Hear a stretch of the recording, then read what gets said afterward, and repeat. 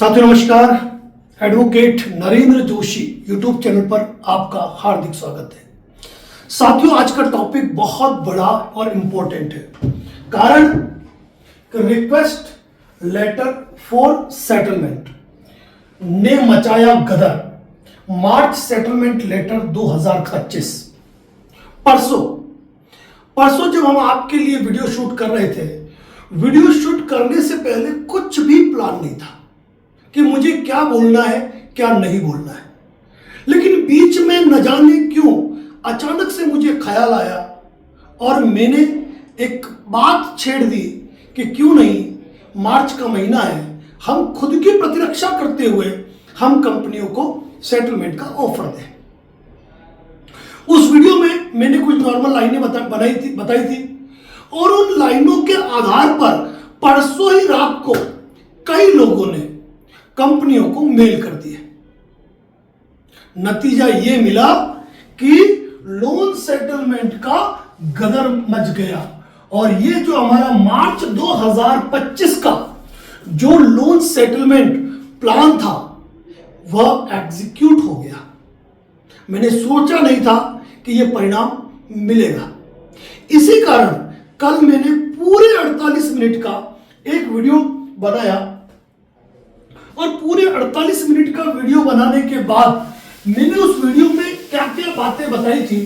एक बात और कहना चाहूंगा कि मेरा इस वित्तीय वर्ष का यह अंतिम बड़ा वीडियो है, इसीलिए मैं निवेदन करूंगा इस वीडियो को अंत तक जरूर सुने, एक एक शब्द सुने। यदि आप चाहते हैं कि आप मल्टीपल लोन के शिकार हैं और इस मामले से बाहर निकलना चाहते हैं तो आज मेरे इस वीडियो का एक एक शब्द बिना स्किप किए पूरा जरूर सुने। सबसे पहले तो हमें मार्च 2025 को जानना जरूरी है। सबसे पहले यह वित्तीय वर्ष का अंतिम महीना है। यह वित्तीय वर्ष का अंतिम महीना है। इसके बाद यह इस क्वार्टर का भी अंतिम महीना है और सबसे बड़ी बात कहो कि अंतिम क्वार्टर का अंतिम सप्ताह है। अंतिम सप्ताह है। आज तारीख 25 है। अब आप दिन गिन लीजिए, बचे कितने? 26, 27, 28, 29, 30 और 31। ये संडे है। आपके पास केवल 1, 2, 3, 4 और 5 दिन है, लेकिन आपके पास यूज करने के दिन बस मैं ये कहता हूं ये 2 ही दिन है। इसीलिए मैं आपसे निवेदन करता हूं कि मेरे इस वीडियो को अधिक से अधिक शेयर करें। पब्लिक वीडियो बना रहा हूं। यदि मेरी मन में चाह होती तो कल का वीडियो यदि मैंने मेंबरशिप वीडियो बनाया होता ना तो कई मेंबर जुड़ चुके होते। लेकिन मेरा एक लक्ष्य है कि जितने भी लोग जो कॉल बुकिंग में नहीं जुड़ सकते हैं, जो यूट्यूब मेंबरशिप में नहीं जुड़ सकते हैं, कम से कम मेरे ब्लैक बोर्ड पर बनाई गई स्टोरी को वह ड्रॉप कर सकते हैं, सादे कागज पर लिख सकते हैं और वो खुद भेज सकते हैं। लेकिन साथियों कभी कभी किसी अच्छे टॉपिक पर वीडियो बनाना कभी कभी हमारे लिए बहुत ज्यादा नुकसानदायक होता है। तो एक मिनट, कभी कभी बहुत नुकसानदायक होता है। नुकसानदायक क्या होता है? मैंने परसों 1 घंटा 7 मिनट का वीडियो बनाया था और कल 48 मिनट का वीडियो। उस 48 मिनट के वीडियो में छोटी छोटी बात मैंने बताई थी कि सेटलमेंट लेटर कौन भेज सकता है, कब भेज सकता है, कैसे भेज सकता है, किस तरीके से भेजना है, किसको भेजना है, क्या बेनिफिट मिलेगा, क्या लॉस होगा, हर चीज पे चर्चा की थी और ब्लैक बोर्ड पर बना के बताया था। और इसके साथ ही जितने भी कॉल बुकिंग में नंबर सेव है, जितने भी यूट्यूब मेंबरशिप नंबर सेव है, सबका रात को ब्रॉडकास्ट लिस्ट बनाया और रात को करीबन 12-1 बजे तक जागकर मैंने सभी लोगों को यह भी नहीं सोचा कि केवल स्टार कॉल बुकिंग को दूं, सभी को मैंने ये वीडियो का लिंक और साथ में पीडीएफ शेयर किया, क्योंकि मैं चाहता हूं कि सभी लोगों को बेनिफिट मिले, सभी लोगों को बेनिफिट मिले।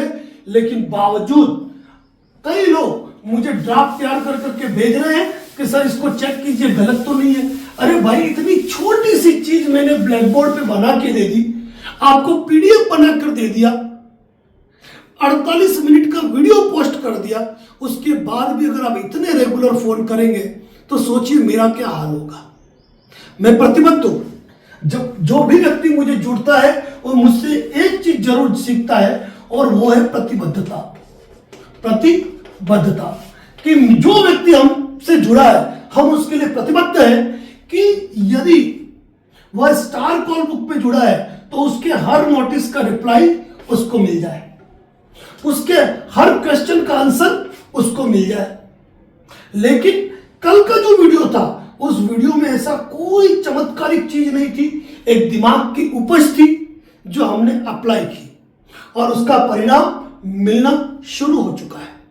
अब यहां पर भी मैं आपको एक बहुत बड़ी बात कहने वाला हूं कि सेटलमेंट लेटर, जब आप रिक्वेस्ट फॉर सेटलमेंट लेटर, अभी भी एक बात कह रहा हूं जो नए लोग देख रहे हैं, इस वीडियो को देखने से पहले या देखने के बाद कल का और परसों का दोनों वीडियो जरूर देख लेना।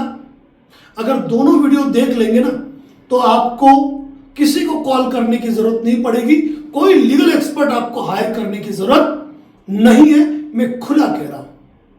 अब बात आती है कि जब आप सेटलमेंट रिक्वेस्ट लेटर भेजोगे तो क्या होगा, सेटलमेंट रिक्वेस्ट लेटर भेजने पर क्या होगा, यह सुन लीजिएगा क्योंकि इंपॉर्टेंट बात है, क्योंकि जो हुआ वो प्रैक्टिकल बता रहा हूं। सबसे पहले तो ये कॉल आएंगे कि जैसे ही आपने रिक्वेस्ट सेटलमेंट लेटर भेजा तो आपको कंपनी के प्रधान कार्यालय से फोन आएंगे और आपको ये पूछा जाएगा कि ये रिक्वेस्ट सेटलमेंट लेटर आपने किसके कहने पर भेजा। जो मैक्सिमम 4-5 लोगों ने मुझे फोन करके कहा कि सर हमें ये पूछा गया कि आपने ये लेटर किसके कहने पर भेजा, तो मैंने कहा आपने क्या जवाब दिया, तो उन्होंने कहा कि भाई मेरा लोन है, मैं परेशान हूं, मैं इस मामले से निकलना चाहता हूं, आपकी कंपनी भी मुझ पर कार्रवाई कर रही है, आपकी कंपनी को कोई परिणाम मिल नहीं रहा है, आपने आर्बिट्रेशन की कार्रवाई की, मैंने उसके ऑब्जेक्शन कर दिया, आपने सेक्शन 25 के नोटिस भेजा, मैंने उसका जवाब दे दिया। तो अब आपको भी लंबा समय लगेगा, मैं भी लंबे समय भर नहीं पाऊंगा, तो मैंने आपको सेटलमेंट का लेटर दे दिया। कॉल आ रहे हैं। दूसरा ये कि कंपनी वाले कॉल करके ये कह रहे हैं कि आपने 15% लिखा है, लेकिन आपने तो इस लोन की केवल 3 ईएमआई भरी है, तो हमारे लिए इतनी राशि देना शेष नहीं है, हम आपको 30% से नीचे नहीं दे सकते हैं, तो सर मैं क्या करूं। तो मैंने कहा कि वो 30% कह रहे हैं तो आप 20 पे जाओ, बीच में अगर होता है तो 25 पे सेट करो, कहीं ना कहीं तनाव कम हो तो तनावों को कम करो। ये बात मैंने कही उनको। तीसरी बात ये आ रही है कि कॉल पर वो ये कह रहे हैं कि हमें कोई सेटलमेंट नहीं करना है, हम आपके खिलाफ कानूनी कार्रवाई करेंगे, हम आपके खिलाफ कानूनी कार्रवाई करेंगे। सर मैं क्या रिप्लाई दूं,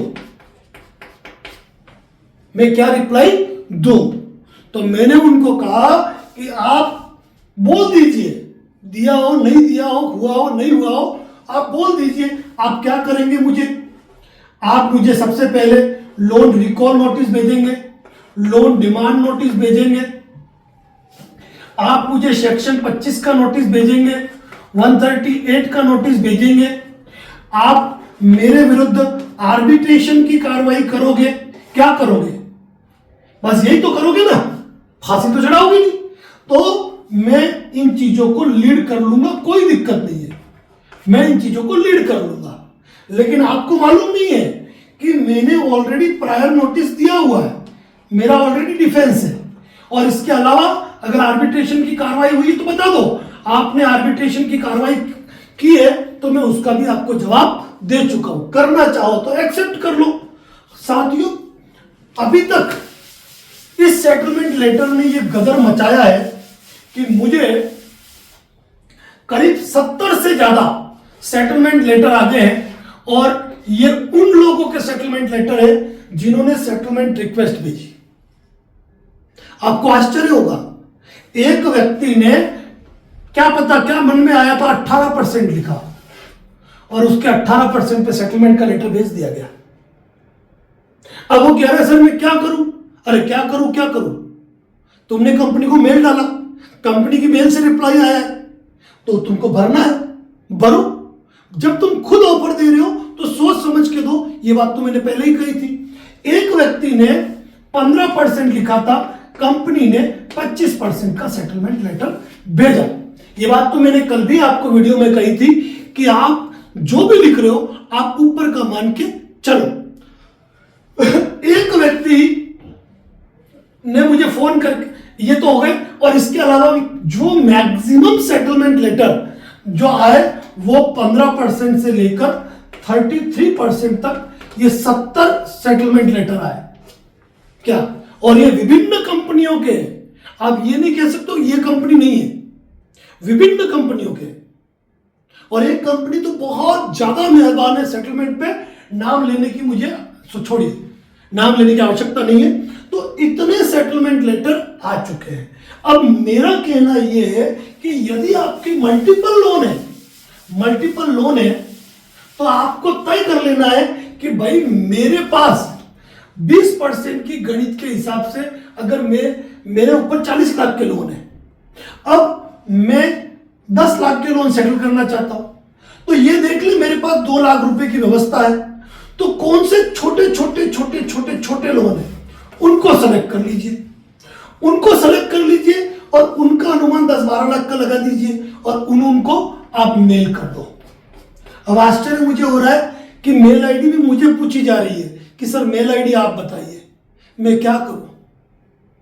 कभी आप लोगों को यह भी होना चाहिए कि एक ऐसा व्यक्ति जो दिन में हमारे लिए 1 घंटा वीडियो बनाता है, एक ऐसा व्यक्ति जो शाम 5 बजे से लेकर 10 बजे तक हमसे लगातार बात करता है, एक ऐसा व्यक्ति जिसको हम व्हाट्सएप करते हैं तो व्हाट्सएप पे वॉइस चैट भेजता है, हम उसको क्या छोटी छोटी बातों के लिए परेशान करें? ये तो उचित नहीं है ना। तो ये चीज साथियों आपको रिक्वेस्ट कर रहा हूं मैं, अनर्गल प्लीज फोन न करें, क्योंकि मेरा टारगेट ही ये है कि इस तारीख तक, इस 31 मार्च तक आप पूरी तरह फ्री हो जाए। मैं तो ये चाहता हूं। अभी हमारे एक गुजरात के थे, उन्होंने कहा सर 16 लोन थे और आपने कहा सेटलमेंट लेटर, मैंने 16 के 16 कंपनियों को मैंने भेज दिए, तो 5 कंपनी ने एक्सेप्ट कर लिए और रिप्लाई आ गया। मैंने कहा कब भेजे आपने?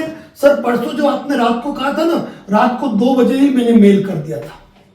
हमने ड्राफ्ट कल बनाया, परसों हमने हिंट दिया था। अब सोचिए कि उन्होंने 2 बजे मेल कर दिया, 5 कंपनी एग्री हो गई, अब 16 जगह उन्होंने मेल किया, अभी तो टाइम बाकी है, क्योंकि मैंने तो कल बताया है ना कि 2 दिन का टाइम लिखो। इन्होंने कोई टाइम वगैरह लिखा नहीं था, ऐसे ही भेज दिया था। तो मान लेते हैं कि इनको 3 कंपनी का और लेटर आ जाता है। अगर 8 कंपनियां इनके 15 से लेकर अगर 22% 25% तक निपट जाती है तो कहां बुरा है? साथियों एक बात कहूं, पैसा है तो भेजो, नहीं है तो कोई बात नहीं। कई लोगों का कहना है कि सर हम अभी नहीं कर पाए तो क्या मार्च के बाद सेटलमेंट बंद हो जाएंगे? ऐसा बिल्कुल नहीं है, मार्च के बाद भी सेटलमेंट होंगे, लेकिन अभी कंपनियों को खुद पड़ी हुई है। एक बहुत बड़ी बात कह देता हूं मैं आपको, बहुत बड़ी बात समझने की जरूरत है। अभी कंपनी चाहती है कि मैक्सिमम निस्तारण हो। क्या अप्रैल में कंपनी को उतनी जरूरत नहीं है, मई में उतनी जरूरत नहीं है, फिर जाएगी बात नए क्वार्टर में।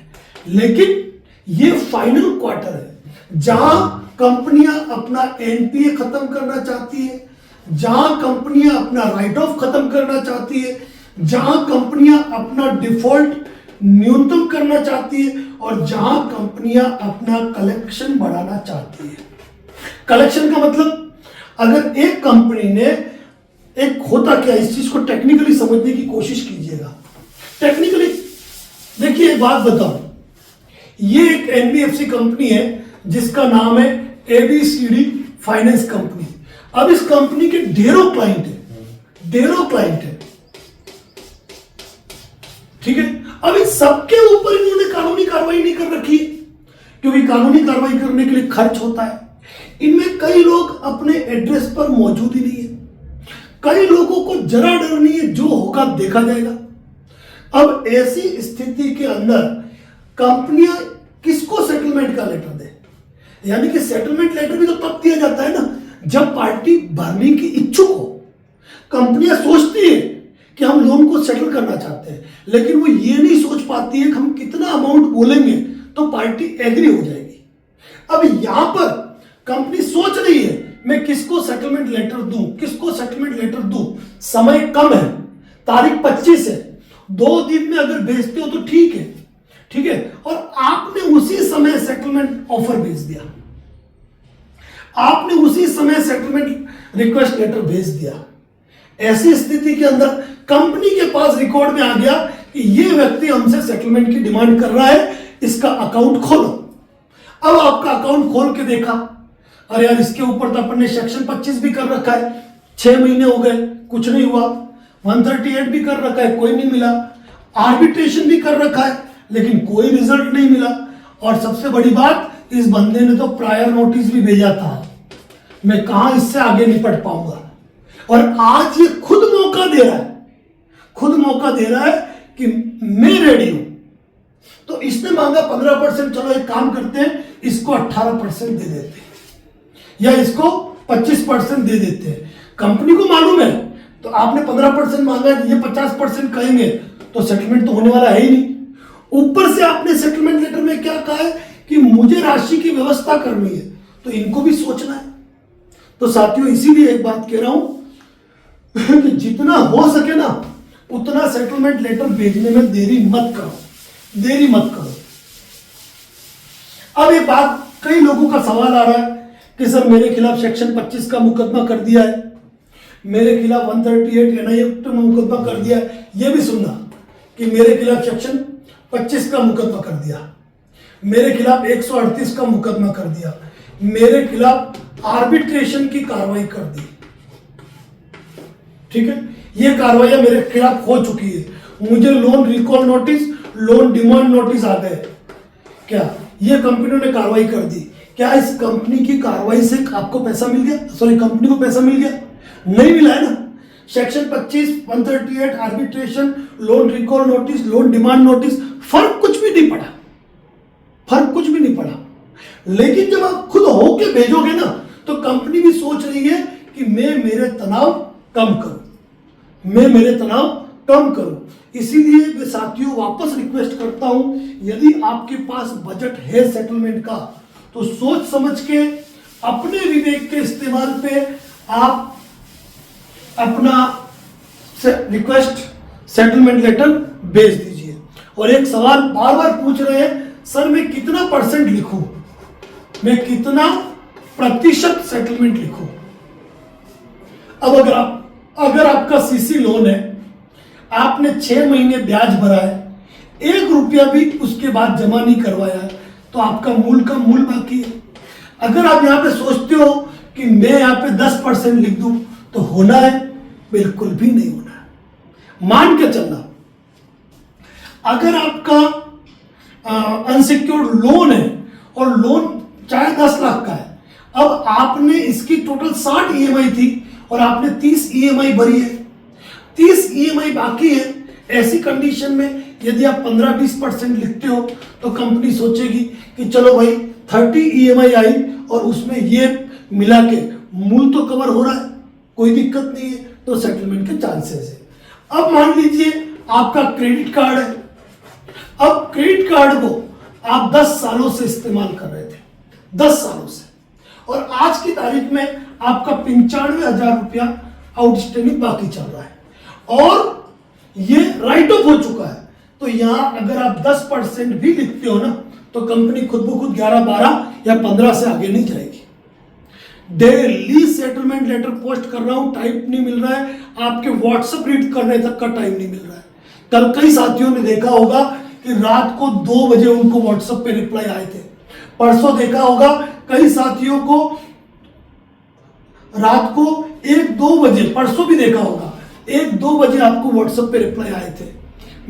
अगर मैं चाहूं तो जरूरी थोड़ा व्हाट्सएप देखो, आपका फोन आएगा तो देखूंगा, लेकिन मेरी कोशिश यही रहती है कि मैं किसी तरह आपके इस मैटर में एक अच्छा मददगार साबित हो सकूं और आपके कंफ्यूजन को दूर कर सकूं।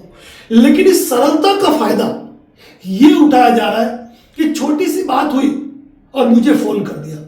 एक और अच्छी बात कहूंगा, सुनना, एक आजकल रिकवरी के लिए एडवोकेट बहुत आ रहे हैं। रिकवरी के लिए एडवोकेट, कल हमारे राजेश जी ने फोन किया था। राजेश जी यूट्यूब वीडियो देख रहे होंगे तो रिप्लाई कीजिएगा, राजेश जी नाम था उनका शायद। कल उन्होंने क्या किया कि मुझे 12:30 बजे के करीब उनका दिन में फोन आ गया था। खैर दिन में तो मैं रिसीव करता नहीं हूं, पर न जाने क्यों उस समय मैंने फोन उठा लिया। वो मुझे कहे कि सर कंपनी के लोग आए हुए हैं, ध्यान से सुनना, कंपनी के लोग आए हुए हैं और साथ में एडवोकेट है, साथ में एडवोकेट है, और वो कह रहे हैं कि अभी के अभी आपकी जो टोटल आउटस्टैंडिंग है आप उसको जमा करवाओ, नहीं तो हमारे साथ चलो पुलिस थाने में, आपके सेक्शन 25 का समन फाइल करना है, सेक्शन 25 के समन की तामील करानी है। प्रेशर करने लगे, दबाव डालने लग गए। अब एक व्यक्ति जो होता है रिकवरी एजेंट को तो पूछता है कि होम विजिट लेटर लेके आए कि नहीं आए, डीआरए लाइसेंस दिखाओ, तुम्हारा आईडी प्रूफ दिखाओ, कंपनी का एम्प्लॉय कार्ड बताओ, इतनी सारी चीजें हम रिकवरी एजेंट से पूछते हैं। लेकिन जब सामने वाला एडवोकेट है, अब उससे क्या पूछे, पार्टी से रहा नहीं गया, उसने मुझे फोन लगा दिया और किस्मत में फोन रिकॉर्ड नहीं कर पाया, बाकी वो बड़ी प्यारी रिकॉर्डिंग थी जो मैं आपको सुनाने चाहता था। मतलब क्या हुआ, उसने मुझे उठाया तो एडवोकेट को भी क्या लगा मालूम है, सामने वाले ने कहा कि मेरे वकील साहब है आप इनसे बात कीजिए, सामने वाले ने कहा मेरे वकील साहब है आप इनसे बात कीजिए, क्या, तो उसने भी जोश जोश में हाँ लाओ मैं बात करता हूं। उसने अपना XYZ जो भी नाम बताया और कहा सर मैं एडवोकेट बोल रहा हूं, मैं एडवोकेट बोल रहा हूं, अपना नाम लिया और मैं यहां आया हुआ हूं और इनको समन तामील कराने के लिए पुलिस स्टेशन लेके जा रहा हूं। मैंने डायरेक्टली पहला शब्द पूछा था कि वकील साहब समन की तामील की प्रक्रिया क्या है। मेरा पहला सवाल था उनको, समन की तामील की प्रक्रिया क्या है। आपको भी इसे वीडियो सुनने चाहिए ध्यान से कि समन के तामील की प्रक्रिया क्या है। वो कहे ये क्या होता है। मैंने कहा आप कह रहे हो ना कि समन तामील कराने जा रहा हूं, मैं प्रोसीजर बताइए कि प्रोसीजर होता है कौन सा लॉ BNSS का या CRPC का आपको यह अधिकार देता है कि आप समन की तामील कराने के लिए जाओ, किसी को लेके जाओ। मेरे को समन की तामील मात्र या तो पुलिस अधिकारी द्वारा कराई जा सकती है या कोर्ट के आदेश पर जरिए रजिस्टर्ड पोस्ट कराई जा सकती है या कोर्ट के आदेश पर अखबार प्रकाशन के जरिए करवाई जा सकती है। और यदि तुम दस्ती ले लेते हो यानी कि समन खुद ले लेते हो, तब भी तुमको उस व्यक्ति के नजदीकी पुलिस स्टेशन जाना है और वहां के पुलिस अधिकारी को साथ में लेके आना है और तामील करानी है। वो कहे बोलती बंद। मैंने कहा अब मुझे अगले क्वेश्चन का जवाब आप दोगे। उसको लग रहा था मैंने कहा, मेरा डायरेक्ट सवाल था उनको, आप खुद को एडवोकेट क्यों बता रहे हो। मैंने डायरेक्ट उनको पूछा आप खुद को एडवोकेट क्यों बता रहे हो। सर क्यों नहीं बताऊं, मैं एडवोकेट हूं। तो मैंने उनको यह कहा कि एडवोकेट्स रिकवरी का काम कब से करने लगे। मैंने डायरेक्टली कहा कि एडवोकेट रिकवरी एजेंट कैसे बन गए, रिकवरी एजेंट कैसे बन गए। तो सर मैं तो कंपनी में काम करता हूं ना, कंपनी में काम करता हूं तो मैं आ गया। तो कंपनी का काम है, मुझे करना पड़ेगा। तो मैंने कहा क्या कंपनी आपको सैलरी देती है? मेरा जवाब ये था, क्या कंपनी से आप सैलरी लेते हो? उन्होंने कहा हाँ बिल्कुल काम करता हूं, लेता हूं। तो मैंने कहा सैलरी प्राप्त करने वाला व्यक्ति एडवोकेट नहीं होता है।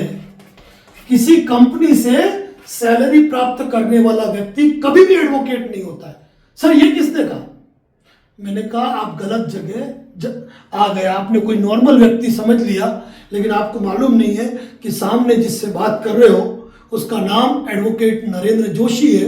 एक बार गूगल कर लीजिए। मैंने ये नहीं कहा यूट्यूब देखो, फेसबुक देखो, मैंने कहा एक बार गूगल सर्च कर लीजिए, आपको मालूम पड़ जाएगा कि एडवोकेट नरेंद्र जोशी कौन है। वो कह रहा है सर एडवोकेट सैलरी ले सकता है। मैंने कहा केवल पीपी, केवल एपीपी, केवल न्याय मित्र, केवल एडीआर से लगे हुए लोग जो है वही न्यायिक प्रक्रिया से अपनी अनुग्रह राशि प्राप्त करते हैं। इसके अलावा कोई भी व्यक्ति यदि किसी और कंपनी, वित्तीय संस्थान से यदि सैलरी प्राप्त करता है तो वो व्यक्ति एडवोकेट की डेफिनेशन में नहीं आएगा। और कभी किसी को कहना भी मत एडवोकेट हो। मैं मान सकता हूं कि आप लॉयर हैं, आप लॉयर हैं, आप एडवोकेट नहीं है। यानी कि फिर मुझे उनको बताना पड़ा कि एडवोकेट की डेफिनेशन क्या है। मैं बताऊं क्या? तो वो व्यक्ति का ठीक है सर कोई बात नहीं, इनके ऊपर कानूनी कार्रवाई होगी। फिर मैंने कहा क्या होगी? Section 25, 138 NI act, arbitration. अच्छा हो गया, तनाव मत लो, इतना तनाव मत लो, क्या बात करो सेटलमेंट की। सर सेटलमेंट का ऑफर कर रहे हैं, कितना? 65। मैं कहा 15% करना हो तो बोल देना, बात खत्म। तो कहने का मतलब ये हो गया साथियों कि यहां पर आपको अपने अधिकार जानने चाहिए। अब यहां पर आज ये दो चीज आपके सामने नहीं आई। एक तो हो गया लॉयर, दूसरा हो गया एडवोकेट। जैसे आज मैं एडवोकेट हूं तो मैं लॉयर भी हूं, यह ध्यान रखना। यानी एलएलबी करने वाला प्रत्येक व्यक्ति, ये ध्यान रखना, 2 एल के बाद डॉट लगता है फिर भी लगता है। एलएलबी करने वाला प्रत्येक व्यक्ति लॉयर है। चाहे वो किसी के थ्रू काम करे नहीं करे कोई फर्क नहीं पड़ता है, वो लॉयर है। लेकिन एडवोकेट कौन होगा? एडवोकेट वो होगा जिसने ऑल इंडिया बार एग्जामिनेशन का एग्जाम क्लियर करके सर्टिफिकेट ऑफ प्रैक्टिस प्राप्त किया है। वो व्यक्ति जिसने किसी स्टेट बार काउंसिल से रजिस्टर्ड होकर, स्टेट बार काउंसिल से रजिस्टर्ड होकर किसी बार एसोसिएशन का मेंबर हो और इसके बाद भी वह कोर्ट में पक्षकारों की ओर से पैरवी करता हो। यूं नहीं कि सब कर भी दिया और कोर्ट में आ ही नहीं रहा है, पक्षकारों की ओर से पैरवी करता हो, उसी व्यक्ति को वकालतनामा जो होता है ना, वकीलों को जो हम देते हैं अधिकार पत्र, उसको कहते हैं वकालतनामा। उस वकालतनामे पे हस्ताक्षर करने का अधिकार उस व्यक्ति को होता है, इसको नहीं। और कंपनियों में जो भी काम करते हैं वो लॉयर से कंपनियों की सैलरी प्राप्त करते हैं, मात्र आपके ऊपर डर कायम करने के लिए वो खुद को एडवोकेट कहते हैं। इसीलिए कोई अगर आपको कहे ना मैं एडवोकेट हूं, तो आज के शब्द मेरे अपने दिमाग में अच्छी तरह बैठा लीजिए कि एडवोकेट कभी भी रिकवरी का काम नहीं करता है। आप लॉयर हो सकते हैं, एडवोकेट्स कभी भी नहीं, ये बात मान के चलना। अब ये बातें इसलिए बतानी है क्योंकि ये मार्च का इंपोर्टेंट वीडियो है। मार्च में आप सबको ये परिस्थितियों से फेस होना है। अब आपके सामने एक समस्या आने वाली है रिकवरी कॉल की, रिकवरी कॉल की। कुछ रिकवरी एजेंट, कुछ रिकवरी टेलीकॉलर एक नंबर के बेवकूफ होते हैं, बेवकूफ होते हैं। मतलब फोन करेंगे और हमें कहेंगे अर्जेंट पैसा जमा करा दो, नहीं तो हम तुम्हारे रिश्तेदारों को फोन करेंगे, गाली गलौज करने लग जाते हैं, पेमेंट जमा करा दो वरना हम सबको फोन करेंगे, धमकाने लग जाते हैं। लेकिन जब उनको पूछो कि भाई कहां से बोल रहे हो, नहीं बताएंगे। लोन अकाउंट नंबर नहीं बताएंगे, एजेंसी का नाम नहीं बताएंगे, एनबीएफसी का नाम नहीं बताएंगे, ये कोई जानकारी नहीं देंगे। वो क्या सोचते हैं मालूम है? वो सोचते हैं कि हमने पूरी दुनिया में केवल एक ही जगह से लोन लिया है। उन गधों को, उन बेवकूफों को ये पता नहीं है कि लोन, हर व्यक्ति जो आज मल्टीपल लोन डिफॉल्टर है, उसके एक नहीं, दो नहीं, तीन नहीं, चार नहीं, पांच नहीं, बल्कि ढेरों लोन है, उससे ज्यादा क्रेडिट कार्ड है। अब व्यक्ति पता लगाए तो क्या लगाए? तो ऐसे बदतमीज रिकवरी कॉल्स को सबसे पहले तो रिकॉर्डिंग बोर्ड पे रखें। और मैं ये कहूंगा, 25 तारीख हो गई है, 5 दिन और, अगर कोई बदतमीजी करे काट दो फोन। रिश्तेदारों को फोन करने कर, मर तू। कंप्लेंट करनी है करो। आप कंप्लेंट जब भी करो कंपनी की मेल आईडी के साथ में, आपको आरबीआई लोकपाल को सीसी में लेना है। बैंड बच जाती है, बैंड। जितने भी लोगों ने कंप्लेंट की है ना, हाथा जोड़ी कर रहे हैं रिकवरी एजेंट, भाई यार कंप्लेंट वापस ले लो, वापस ले लो, वापस ले लो। और एक चीज, इस मार्च के महीने में भूखे भेड़िए, भूखे भेड़िए, अब ये कौन है बताओ? कहने की जरूरत नहीं है, कुछ बज्जात रिकवरी एजेंट बस यही कोशिश करेंगे कि कोई भी तरीका आजमा लो, कोई भी तरीका आजमा लो, बस इनको वसूली करनी है। चाहे आप अपनी अंगूठी बेचो, चाहे आप अपनी गोल्ड की चेन बेचो, चाहे आप अपने घर का फर्नीचर बेचो, कुछ भी बेचो, इनको इस चीज से कोई मतलब नहीं है। इसीलिए मैं एक बात कह रहा हूं कि अगर आपको लगता है कि आप रिकवरी एजेंट को फेस नहीं कर सकते हो, तो मात्र 5 दिन का आप टूर प्लान करना चाहो तो कर सकते हो। ये मैं कोई सजेशन नहीं दे रहा हूं।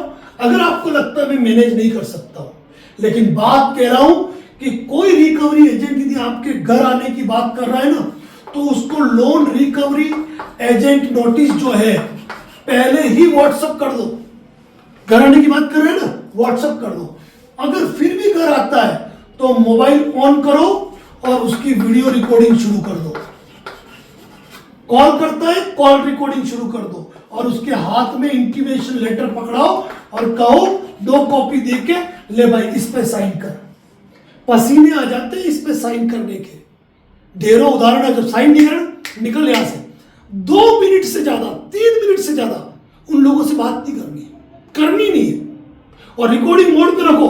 और ध्यान रखना, जो डर गया ना वो मर गया। मैंने नहीं कहा, किसने कहा? कमेंट में लिख देना, जो डर गया वो मर गया। किसने कहा? तो हमको किसी से डरना नहीं है, क्योंकि किसी रिकवरी एजेंट की इतनी मजा कि वह हमारे मोहल्ले में आएगा, हमारे घर में आएगा और हमें धमका के जाएगा। रिकवरी एजेंट के खिलाफ धमकी, उत्पीड़न, मानहानि, लज्जा भंग, अनाधिकृत प्रवेश, मारपीट, अभद्र भाषा, गाली गलौज, इतने मामलों में कार्रवाई होती है। तो ये बता दीजिए उनको कि मार्च का महीना है, अगले महीने किसी और कंपनी में चले जाओगे, यहां उलझे ना लपेट के रख दूंगा। डरना किसी को नहीं है, ध्यान रखना। और रिकॉर्डिंग मोड पे बात करोगे ना, किसी एरे गेरे नत्तू खेरे की ताकत नहीं है कि आपके सामने बात कर ले। ये बात आपको ध्यान रखनी है। एक चीज मैं आपसे और कहूंगा, ये एकमात्र ये चीज है जो आप लोगों को बहुत ज्यादा डराती है, आर्बिट्रेशन। कई लोगों को ये लगता है कि आर्बिट्रेशन का जवाब एक ही बार देना चाहिए, यानी कि यहां अपने को वो धारा 62 का नोटिस देंगे, यहां धारा 21 का नोटिस देंगे, फिर 12 का नोटिस देंगे, फिर हमको कहेंगे फर्स्ट हियरिंग, फिर हमको कहेंगे सेकंड हियरिंग, फिर हमको कहेंगे कि अपना क्लेम ऑफ स्टेटमेंट फाइल करो, फिर वो इंटरिम अवार्ड की बात। इतनी सारी प्रक्रियाएं वो करते हैं। कल मुझे एक व्यक्ति का फोन आया रात को रोते हुए कि सर हमने यूट्यूब पे देख के एक लीगल एक्सपर्ट को हायर किया था, मैंने उससे रिप्लाई दिलवाया था, लेकिन मेरा अवार्ड पास हो गया है और अब मैं उनको फोन कर रहा हूं, वो फोन नहीं उठा रहे हैं, और एक ही बार फोन उठाया तो ये कह रहे हैं अब कोई जवाब देने की आवश्यकता नहीं है, तुम शांति से बैठ जाओ, तुम्हारे वहां आएगा तब देखेंगे। वो व्यक्ति कहे मैं क्या करूं?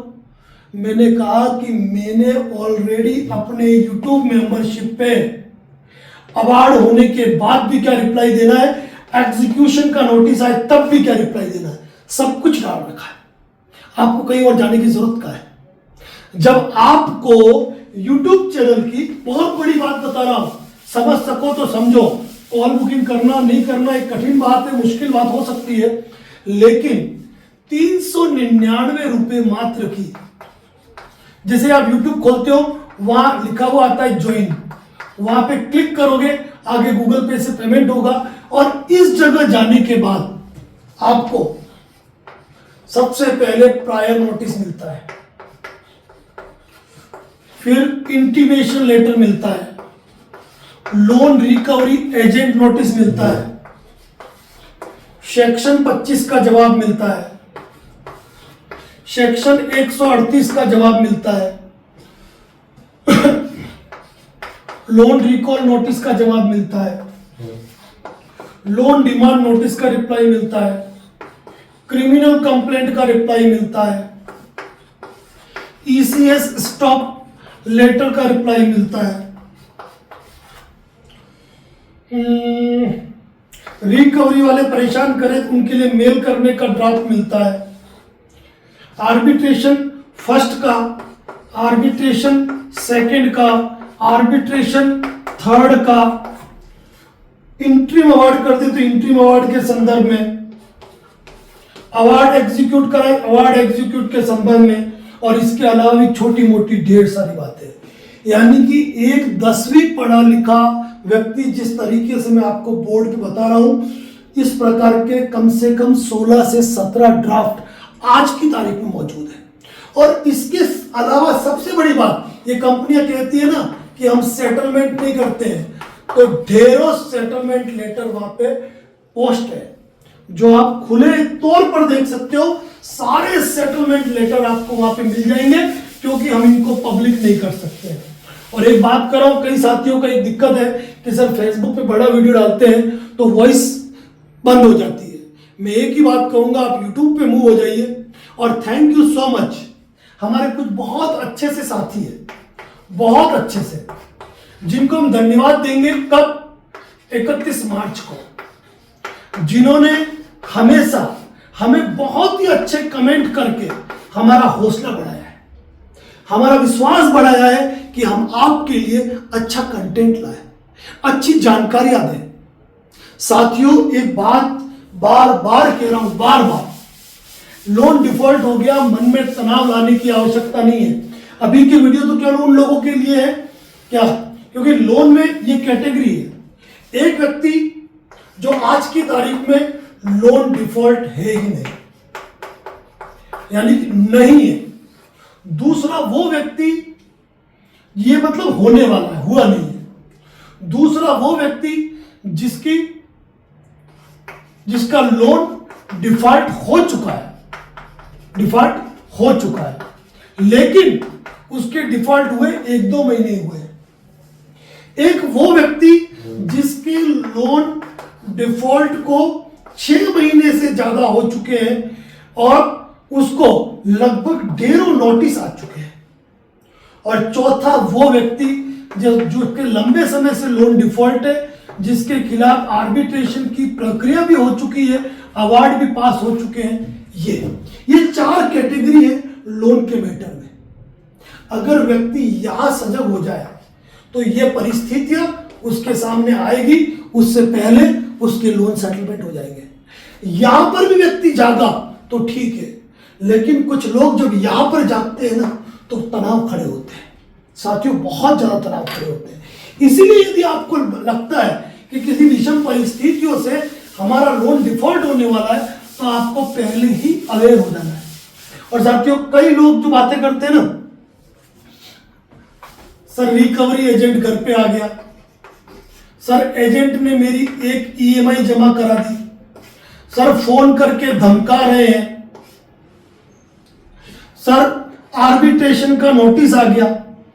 मुझे एक बात बताइए, अगर आपके ज्यादा नहीं 5 लोन भी है, और ये 5 लोन यदि अनसिक्योर्ड है और ज्यादा नहीं, अगर ये लोन 10 लाख रुपए के हैं, अगर आप एक अच्छी सलाह एक अच्छे व्यक्ति से मिले और उनके अनुभवों का लाभ ले, तो ऐसी स्थिति में ये आपके सारे लोन जो है ना, सारे लोन मामूली राशि में सेटलमेंट होते हैं और आप जिंदगी में तनावों से निकल जाते हो। एक बात और कहना चाहूंगा, कई लोग सेटलमेंट एजेंसी हायर करते हैं, न जाने उनको कहां से पता मिलता है। मैंने ये भी देखा कि हमारे फेसबुक पे कई लोग अपने नंबर लिखते हैं, हमसे संपर्क करो, इनबॉक्स करो। मतलब ये लोग गिद्ध लगाए बैठे हुए हैं कि किसको पकड़ ले। तो आपको बचना किससे है? सेटलमेंट एजेंसी से बचना है, खुला कह रहा हूं मैं, क्योंकि दुनिया में सेटलमेंट केवल आप खुद करते हो बैंक से, दूसरा कोई नहीं करा सकता है। दूसरी ये चीज ध्यान रखनी है, मंथली नई ईएमआई कहीं क्रिएट नहीं करनी है। चौथा ये कि कहीं पर भी किसी भी वकील साहब या लीगल एक्सपर्ट से लाखों रुपए की फीस डिसाइड नहीं करनी है, ये भी ध्यान रखना है। और सबसे बड़ी बात, यदि आप YouTube से या फिर फेसबुक से किसी व्यक्ति से इंस्पायर है, किसी व्यक्ति से इंस्पायर्ड है, तो किसी भी व्यक्ति से संपर्क करने से पहले उसके नीचे पब्लिक कमेंट जरूर देखें। वैसे मैं थैंक यू कहता हूं कि मुझे पब्लिक का बहुत ज्यादा प्यार मिलता है, इसलिए गौरव के साथ कहता हूं, क्योंकि 1, 2, 4 फेक कमेंट तो इंसान करा लेगा, लेकिन मैक्सिमम कमेंट्स तो ये पब्लिक कमेंट डिसाइड करता है कि आपका जो बंदा है वो कितना बड़ा पावरफुल है और आपके लिए क्या सपोर्ट कर सकता है। साथियों, वापस टॉपिक पे आ रहा हूं, वापस टॉपिक पे, क्योंकि अब मेरा कोई लंबा वीडियो बनने वाला नहीं है। वीडियो की अंतिम बात सुन लेना। आज तारीख 25 है, सेटलमेंट लेटर भेजना है तो 26 या 27 को भेज देना। आपने सेटलमेंट लेटर में भी देखा होगा, मैंने मार्च की तारीख लिखी है, उसके बाद नहीं भेजना है। आपके लोन की एक भी ईएमआई डिफॉल्ट नहीं है तो आपको नहीं भेजना है। पर सेटलमेंट लेटर भेजने से पहले मेरा कल 24 तारीख का वीडियो और 23 तारीख का वीडियो, ये वीडियो 1 घंटा 7 मिनट का है, ये वीडियो 48 मिनट का है, और ये वीडियो जो आज का है वो कितने मिनट का है मुझे नहीं पता, क्योंकि अभी बन रहा है। और साथियों, एक ही बात कहूंगा, किसी तुर्रम खान से आपको डरने की आवश्यकता नहीं है, डरने की आवश्यकता नहीं है। और हां, भले ही आपने सेटलमेंट रिक्वेस्ट लेटर भेज दिया, लेकिन अगर आपको 125 का सेक्शन 25 का नोटिस आया, 138 का नोटिस आया या आर्बिट्रेशन का नोटिस आया, भले ही आपने सेटलमेंट लेटर के लिए रिक्वेस्ट डाल दी है, भले आपको सेटलमेंट मिल चुका है, इनमें रिप्लाई करना जरूरी है, ध्यान रखना।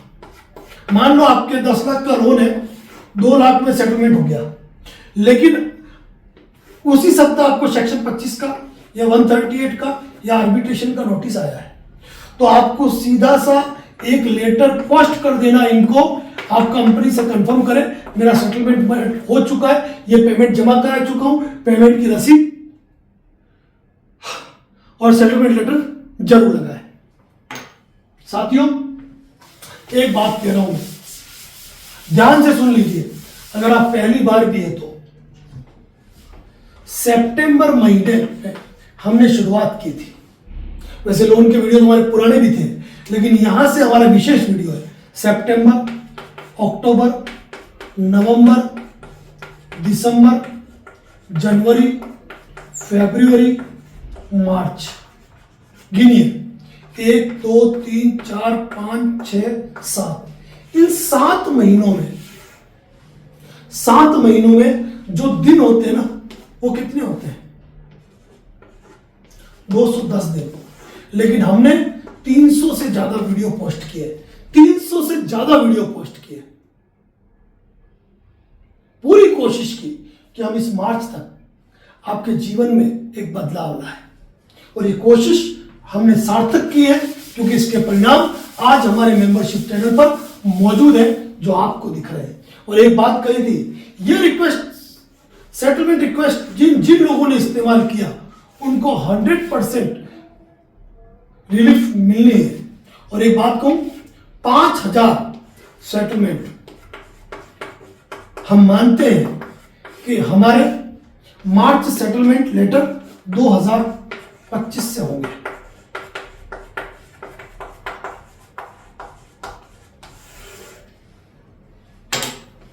ये मानना है मेरा, तो इसीलिए आगे बातें होती रहेगी। ये आज का मेरा बड़ा वीडियो, अंतिम वीडियो था, अंतिम वीडियो। बस यही कहूंगा कि पूरी तरीके से अवेयर हो, लेकिन इस सेटलमेंट लेटर को लेकर, आने वाले फोन को लेकर छोटी छोटी बातों को मुझे पूछकर परेशान करने की जरूरत नहीं है। कल 48 मिनट के वीडियो में मैंने छोटी छोटी हर बातें बता दी, उसके बाद भी फोन करके, अरे सर ईमेल आईडी किसकी लिखनी है, अरे सर टू में क्या लिखना है, अरे सर बीच वाले डैश में अपने परसेंटेज क्या लिखना है, अरे सर इनकी ईमेल आईडी कहाँ मिलेगी, सर मैं अभी भेजूं तो क्या होगा, नहीं भेजूं तो क्या होगा, सर मेरे एक भी ईमेल बाउंस नहीं है, क्या मुझे भेजना चाहिए, सर मेरा नाम तो राइट ऑफ हो गया, क्या मुझे भेजना चाहिए। मेरे मालिक, मेरे प्रभु, कम से कम इतना कहूंगा कि एक बार वीडियो देख तो लेते, देख तो लेते। कोई भी सवाल पूछोगे ना, एक ही सवाल रहेगा। अगर मुझे अभी किसी व्यक्ति ने फोन किया और कुछ पूछा तो मैं यही कहूंगा, 23 तारीख, 24 तारीख और 25 तारीख का वीडियो देख लो, उसमें जवाब है। मुझे परेशान मत करो, चाहे वो स्टार कॉल बुकिंग क्यों ना। ये मेरा एक एडिशनल प्लान था, अलग प्लान था। अब इतनी मेहनत आप लोगों के लिए कर रहा हूं, वीडियो देख के सॉल्यूशन तो आपके हाथ में है। तो साथियों, 31 मार्च को हम स्पेशल थैंक्स करेंगे उन लोगों को जिनके बहुत ही ढेरों कमेंट्स हमको मिले और मोहब्बत भरे कमेंट मिले, जिन्होंने हौसला अफजाई की है कि हम आप लोगों के लिए एक बेहतर बात कर पाए। और वैसे एक बड़ी बात देखी मैंने, बड़ी बात ये देखी कि 23 तारीख और 24 तारीख के वीडियो पे जितने पब्लिक कमेंट आए और जिस तरीके से उसके व्यूज बढ़े, मैं लोन डिफॉल्टर हूं, उस वीडियो का मुकाबला तो नहीं कर पाए, पर कोई दिक्कत नहीं। लेकिन ये वीडियो आपके लोन के सेटलमेंट करे, आपको अच्छे से निपटाए और आप तनाव मुक्त हो। और 31 मार्च के वीडियो में मेरा धन्यवाद होगा तमाम उन हमारे सब्सक्राइबर्स का, व्यूअर्स का, साथियों का, क्योंकि हम किसी को क्लाइंट नहीं कहते, क्लाइंट तो कोई है ही नहीं हमारा। तो धन्यवाद के लिए स्पेशल वीडियो बनेगा 31 मार्च को। और अब बड़े वीडियो की उम्मीद मुझसे इस वित्तीय वर्ष 2025 जो मार्च खत्म होगा इसमें मत करना। अपना संपूर्ण एफर्ट मैं मेंबरशिप पर, लगातार यूट्यूब पर और लगातार 3 दिन से दे चुका हूं। अब उम्मीद करता हूं कि अपनी लड़ाई लड़ने के लिए आप तैयार होंगे। इतना तो मैंने बता दिया है। Thank you so much. जय हिंद, जय भारत, जय मेवाड़।